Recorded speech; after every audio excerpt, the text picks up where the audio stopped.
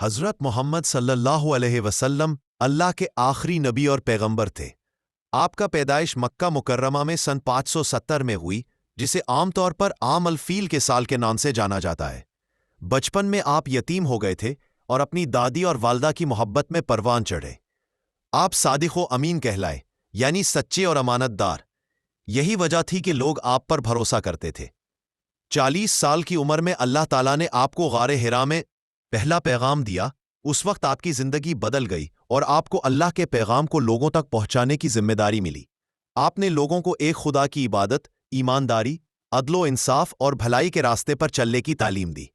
ابتدائی طور پر آپ کی تعلیمات کو مکہ میں قبولیت نہیں ملی، مگر آپ نے صبر اور حکمت کے ساتھ دعوت دینا جاری رکھا۔ بالآخر مدینہ ہجرت کے بعد آپ نے ایک مضبوط کمیونٹی قائم کی۔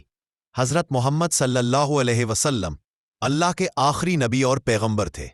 اللہ علیہ وسلم کی زندگی ہمارے لیے رہنمائی اور اخلاق کی بہترین مثال ہے، اور آپ کی تعلیمات آج بھی دنیا بھر میں امن، محبت اور انصاف کے پیغام کے طور پر مانے جاتے ہیں۔